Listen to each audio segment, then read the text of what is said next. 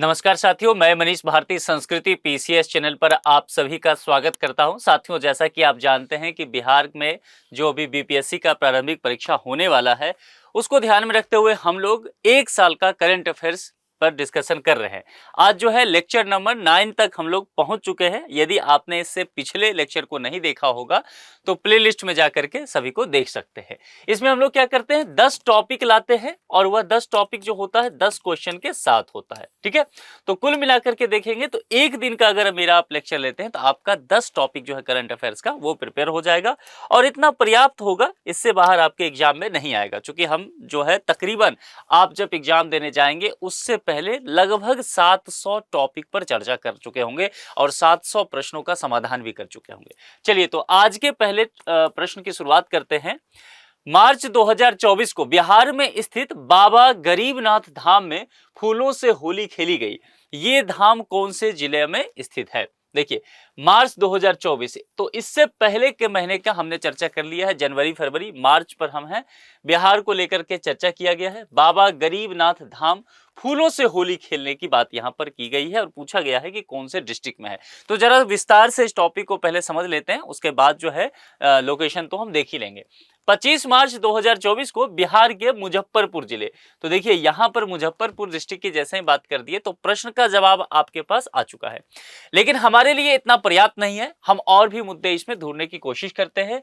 यहाँ पर जो है बाबा गरीबनाथ धाम में फूलों से होली खेली गई। यह धाम जो है स्थानीय लोगों के लिए श्रद्धा का केंद्र माना जाता है। स्थानीय लोग यानी कि मुजफ्फरपुर और आसपास जो दरभंगा, सीतामढ़ी, शिवहर, इसके आसपास के लोग हैं। यह धाम भगवान शिव के सबसे पुराने मंदिरों में से एक कहा गया है। इस धाम को बिहार के देवघर के रूप में जाना जाता है।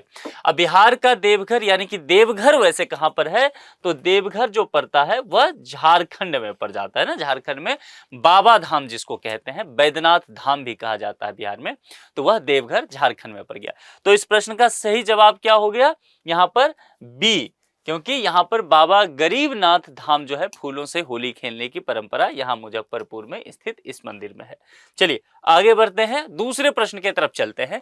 हाल ही में किस नदी में टेंटलम की खोज की गई है? किस नदी में? यहां पर रिवर को लेकर के बात किया गया है और इसकी बात की जरा विस्तार से देखते हैं। मार्च 2024 में भारतीय प्रौद्योगिकी संस्थान यानी कि Indian Institute of Technology IIT Ropar के शोधकर्ताओं द्वारा सतलज नदी में टेंटलम की खोज की गई। टेंटलम क्या है? तो एक धातु होता है और यह धातु जो है अपने आप में देखेंगे तो बहुत कठोर होता है, ठोस होता है, सॉलिड होता है, लचीला भी होता है और चमकदार होता है। यह अत्यधिक संक्षारण प्रतिरोधी होता है।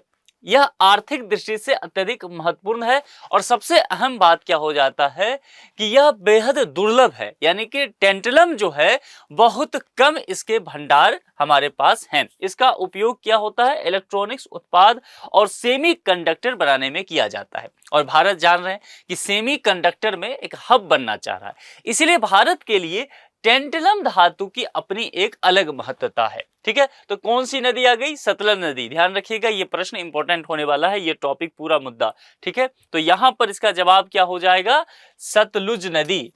जवाब क्या हो गया? सी, दूसरे का सी पे हो गया। चलिए अब तीसरे प्रश्न पर चलते हैं और ये तीसरा टॉपिक भी होगा। हाल ही में अब्देल फतेह अल सीसी को तीसरी बार राष्ट्रपति चुना गया है। अब यहां यह पूछा जा रहा है कि वे राष्ट्रपति तो बने हैं लेकिन किस देश के? ठीक है, तो इनके विषय में और उसके पूरे डिटेल देखते हैं टॉपिक के विषय में। अब्देल फतेह अल सीसी को तीसरी बार कहां का राष्ट्रपति चुना गया है?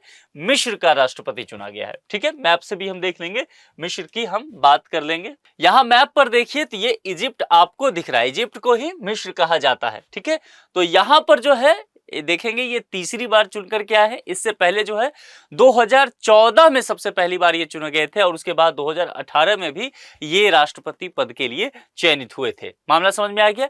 यानी कि इसका सही जवाब क्या हो जाएगा? सी, मिस्र हो जाएगा। चलिए अब चौथे प्रश्न की तरफ आगे बढ़ते हैं। हाल ही में चर्चा में रहा फणिगिरी स्थान किस राज्य में स्थित है? यहां पर 4 विकल्प आपके पास दिया गया है। सबसे पहले इसके विषय में विस्तार से समझते हैं। अप्रैल 2024 में क्या होता है कि पुरातत्व और संग्रहालय विभाग ने फणिगिरी में इक्ष्वाकु काल का एक सिक्का भंडार खोजा है। यहाँ पर यह ध्यान देना है कि सिक्का भंडार खोजा गया है, फणिगिरी की चर्चा की गई है, लेकिन एक काल की भी चर्चा की गई है। वो कौन सी काल है? इक्ष्वाकु काल। तो यह भी प्रश्न बन सकता है। इसीलिए हम क्या करते हैं ना, देखा होगा आपने, अभी 4 प्रश्न किया, इससे पहले भी अगर आप मेरा लेक्चर ले रहे हैं तो हम उस प्रश्न को नहीं, उसके इर्द गिर्द के तमाम मुद्दों का चर्चा कर लेते हैं, क्योंकि संभव है वैसा प्रश्न आए, उसके इर्द गिर्द से कुछ पूछा जा सकता है। इसीलिए यह पॉइंट जो है आपके लिए इंपॉर्टेंट होने वाला है। चलिए, ये जो सिक्के हैं वह क्या है? शीशे के सिक्के हैं। यह अपने आप में बेहद दिलचस्प है। ठीक है, इक्ष्वाकु काल का फणिगिरी में सिक्का मिला है, सिक्का का भंडार, और अहम बात क्या है, सिक्का क्या है? शीशे का है। तो यह पॉइंट भी आपको ध्यान में रखना है। इसके अलावा क्या है, इनके एक तरफ हाथी और दूसरे तरफ उज्जैन का प्रतीक है। यह पॉइंट भी बेहद महत्वपूर्ण है। जो लोग यूपीएससी का एग्जाम देने वाले हैं अगले साल प्रीलिम्स, उनके लिए भी यह टॉपिक महत्वपूर्ण है, और बीपीएससी दे रहे हैं फिर तो आपके लिए है ही। देखिए, यहां पर जो ये है, एक तरफ हाथी है और दूसरा तरफ उज्जैन का प्रतीक बताया गया है। इसकी अवधि क्या है? 3री शताब्दी से 4थी शताब्दी के बीच बताया जा रहा है। तो ये जितने भी पॉइंट यहां पर है, ध्यान रखना है कि कहीं से भी आपसे प्रश्न बन सकता है। और ये कहां पर है? तो यह जो आप देख पा रहे हैं, यह तेलंगाना में स्थित है। ठीक है, चलिए अब फणिगिरी जगह के विषय में देख लेते हैं। यह तेलंगाना के सूर्यापेट जिले में स्थित है। डिस्ट्रिक्ट का नाम ध्यान रखिए, नहीं तो स्टेट जो है उतना काफी होगा जानने का। फणिगिरी का अर्थ क्या होता है? फण आपने सुना है, सांप का फन होता है, सांप के फन की पहाड़ी। ठीक है, और यह बौद्ध स्थल का एक प्रमुख जगह रहा है। यहां से महास्तूप, चैत्यगिरी और विहार भी प्राप्त हुए। विहार कौन सा जगह होता है? जो जगह बौद्ध भिक्षु के रहने का होता है उसे विहार कहा जाता है। देखिए, बिहार का नाम भी इसी पर पड़ा था। बिहार जो है वह विहार से ही आया था। फणिगिरी दक्कन के पश्चिमी और पूर्वी तट को जोड़ने वाले प्राचीन व्यापार मार्ग दक्षिणा पथ पर स्थित महत्वपूर्ण बौद्धों के मठ में से एक ये स्थान रहा है। ठीक है, तो इसके विषय में भी थोड़ी सी जानकारी ले लेना है, और इसका जवाब क्या हो जाएगा? चौथे का डी, तेलंगाना। ठीक है, चलिए आगे बढ़ जाते हैं। 4 टॉपिक आपका क्लियर हो गया है, 5वें टॉपिक पर चलते हैं। हाल ही में समाचारों में रहा कालेसर वन्य जीव अभ्यारण्य। ध्यान दीजिए, क्या है? कालेसर वन्य जीव अभ्यारण्य के विषय में पूछा जा रहा है, और आपको इसका लोकेशन पूछा जा रहा है। लोकेशन में यह पूछा जा रहा है कि यह किस डिस्ट्रिक्ट में स्थित है, आप यह बता दीजिए। अप्रैल 2024 में सुप्रीम कोर्ट ने कालेसर वन्यजीव अभ्यारण्य के भीतर 4 प्रस्तावित बांधों के निर्माण पर रोक लगा दी थी। उसके बाद जो है यह बेहद चर्चा में आ गया। यह हिमालय की शिवालिक पर्वतमाला की तलहटी में हरियाणा के यमुनानगर जिले में स्थित है। यह पॉइंट आपके लिए महत्वपूर्ण है, क्योंकि ये क्या है? खबर है। ठीक है, खबर से प्रश्न यहां बनेगा। यह 3 राज्य कौन से हैं, इसके लोकेशन को देख लीजिए। हिमाचल प्रदेश हो गया, उत्तरांचल हो गया, जिसे आजकल उत्तराखंड कहते हैं, और उत्तर प्रदेश के साथ सीमा साझा करता है। पूर्व में यमुना नदी उत्तर प्रदेश के साथ पार्क की सीमा बनाती है। इसका नाम जो है परिसर के अंदर स्थित एक मंदिर कालेसर महादेव मंदिर के नाम पर रखा गया था। तो इतने मामला क्लियर हो गया।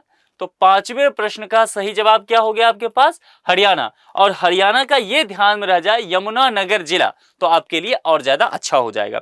चलिए तो आगे बढ़ जाए। अब चलते हैं 6ठे प्रश्न की तरफ। 6ठा प्रश्न क्या कहता है?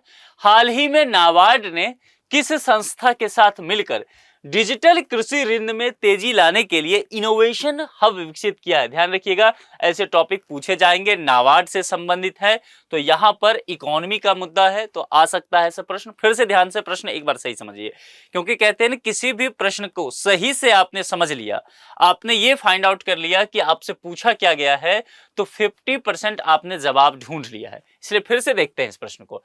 हाल ही ने नाबार्ड, तो नाबार्ड की पहली बात यहां पर की गई है किस संस्था के साथ, है ना, कोलैबोरेशन की बात की गई है कि नाबार्ड के लिए ऐसी कौन सी संस्था है जिसके साथ मिलकर क्या किया है? डिजिटल कृषि ऋण में तेजी लाने के लिए इनोवेशन हब विकसित किया है। देखिए कई पॉइंट यहां पर है, इसीलिए हमने इस पर लगातार काम कर लिया है, सही से समझ लिया है। अब क्या है टॉपिक के विषय में समझते हैं। अप्रैल 2024 में नाबार्ड और आरबीआई मतलब reserve bank of India, Bharat की जो केंद्रीय बैंक है, उसको लेकर के बातें किया जा रहा है। आरबीआई ने डिजिटल कृषि ऋण में तेजी लाने के लिए इनोवेशन हब विकसित किया है। अब इसके विषय में समझ लेते हैं। ये जो इनोवेशन हब विकसित किया गया है, यह प्लेटफॉर्म क्या करेगा, सहकारी बैंकों और क्षेत्रीय जो ग्रामीण बैंक हुआ करती हैं उनके लिए उपलब्ध होगा। इसका उद्देश्य क्या है, मोटो क्या रखा गया है, ऋण प्रक्रिया को पूरी तरह से डिजिटल बना देना, कागज पत्तर के झंझटों से मुक्ति मिल जाए और यह किसानों के लिए बेहद लाभकारी होगा। लाभ क्या क्या है, किसान कम समय में ऋण प्राप्त कर सकेंगे।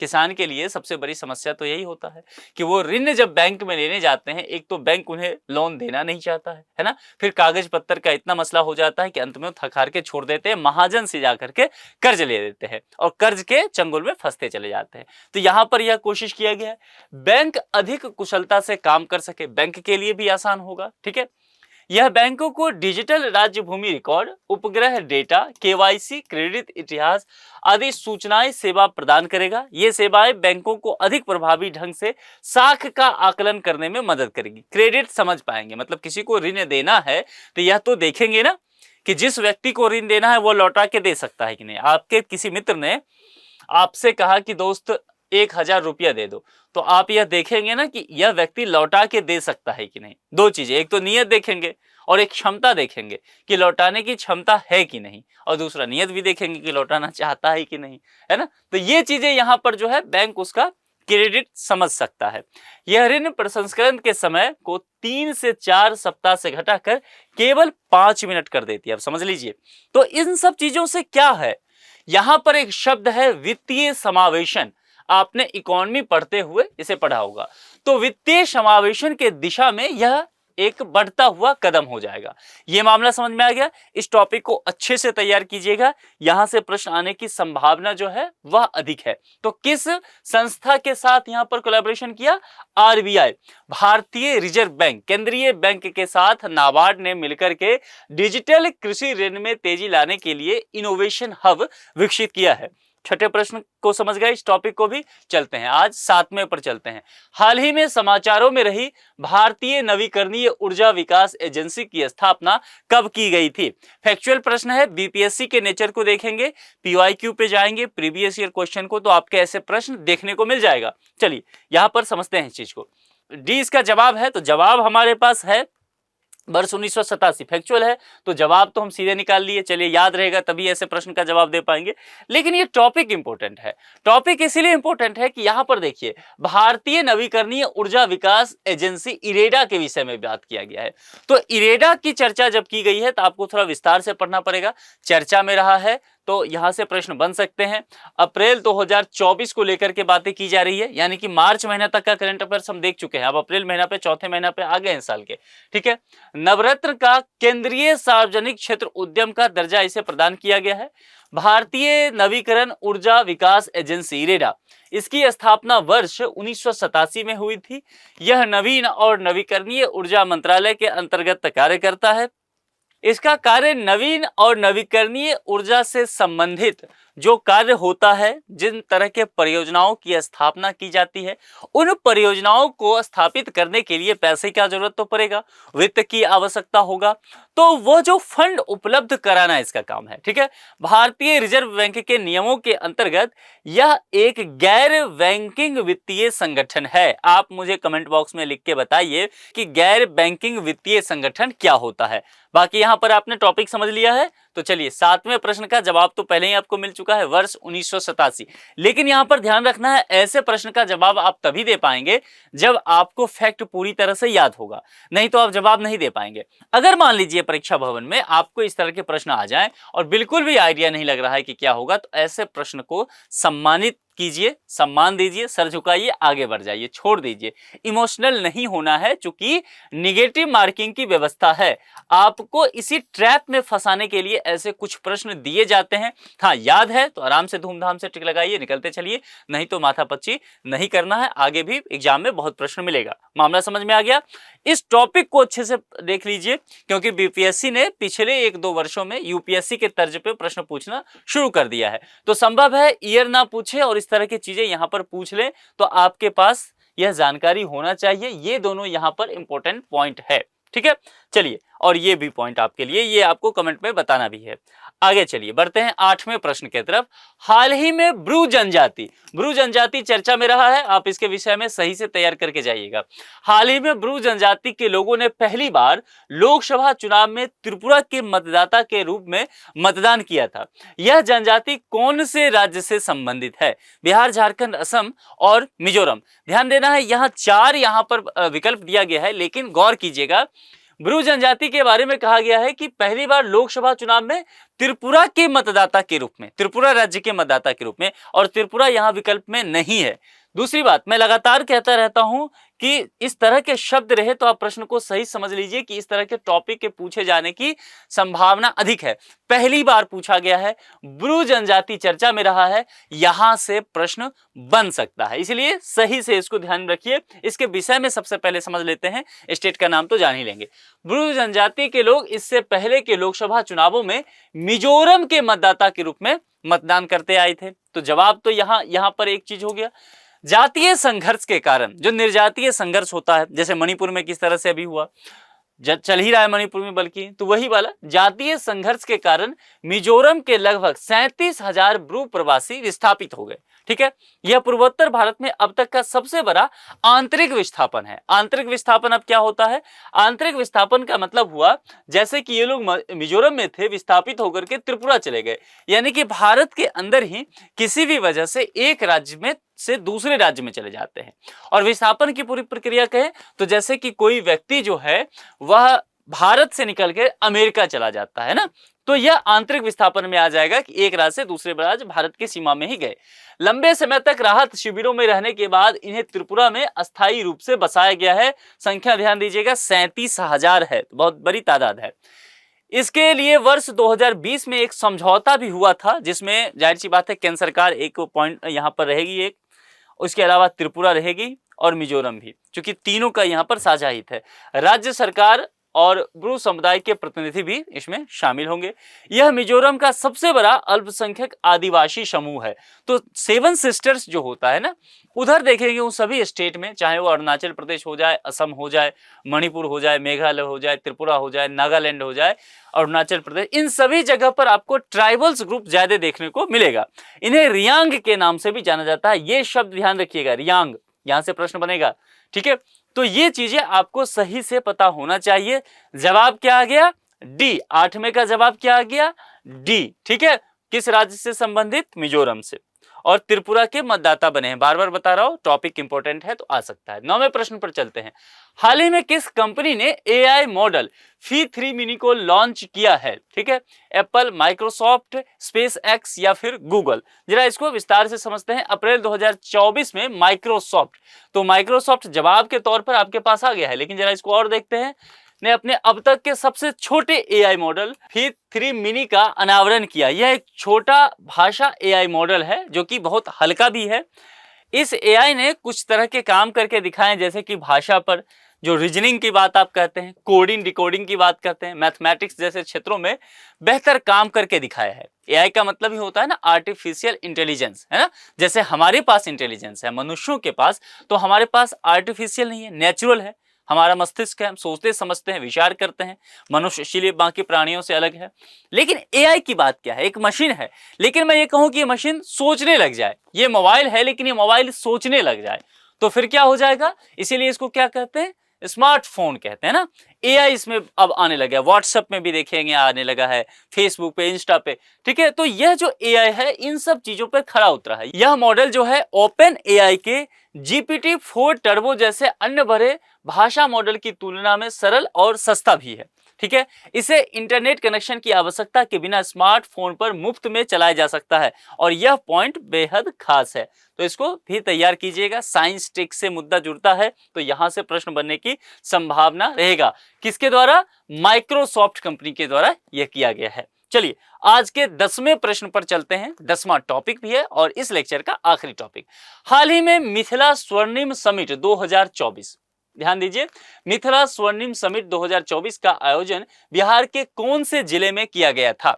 ये जो मिथिला है तो ध्यान रखना है, बिहार का जो उत्तरी भाग जो कहा जाता है, गंगा नदी के उत्तर और नेपाल का दक्षिण हिस्सा जो है वह पूरा एरिया बिहार में मिथिला का पड़ जाता है। ठीक है, तो यहाँ पर मिथिला स्वर्णिम समिट 2024 का आयोजन किया गया और किस डिस्ट्रिक्ट में यह पूछा गया है आपसे। 31 मार्च 2024 को मिथिला स्वर्णिम समिट 2024 का आयोजन बिहार के मधुबनी जिले के झंझारपुर में किया गया था। यहाँ पर आप देख भी रहे हैं, तो वहाँ के जैसे दरभंगा हो गया, मधुबनी हो गया, समस्तीपुर हो गया, उसके बाद अगर आप देखेंगे सहरसा, सुपौल, मधेपुरा, पूर्णिया, किशनगंज या फिर सीतामढ़ी, शिवहर, मुजफ्फरपुर, ये सारे जो डिस्ट्रिक्ट हैं मुख्य रूप से मिथिला के पड़ते हैं डिस्ट्रिक्ट में। ठीक है, मिथिला के हिस्से में पड़ जाते हैं।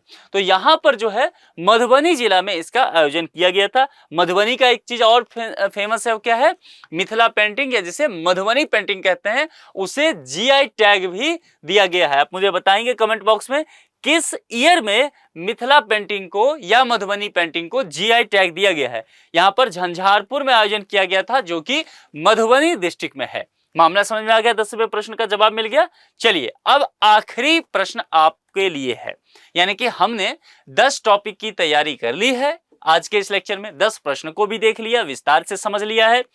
अब ये आखिरी प्रश्न जो मैं आपके लिए होमवर्क देकर के जा रहा हूं, कमेंट बॉक्स में लिख करके बताइए, निम्नलिखित में से बिहार का राजकीय वृक्ष कौन सा है? नीम, पीपल, खेजरी, बरगद। ध्यान रखिएगा, ऐसे प्रश्न जो हैं आप प्रीवियस ईयर पेपर में देखिए, लगातार बिहार में पूछा जा रहा है।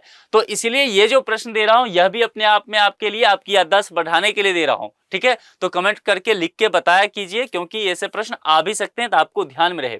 ठीक है, राजकीय वृक्ष के विषय में यहां पर किया गया है। अपने दोस्तों के साथ ये लेक्चर जरूर शेयर कीजिए, जो लोग भी बीपीएससी का प्रिपरेशन कर रहे हैं उन्हें बताइए, ताकि करंट अफेयर्स आपका तैयार हो सके। तो आज के इस लेक्चर में इतना ही रखते हैं, किसी दूसरे लेक्चर में बाकी मुद्दों के साथ आपसे मुलाकात होगी। अपना बेहद ख्याल रखिए, बहुत बहुत शुक्रिया।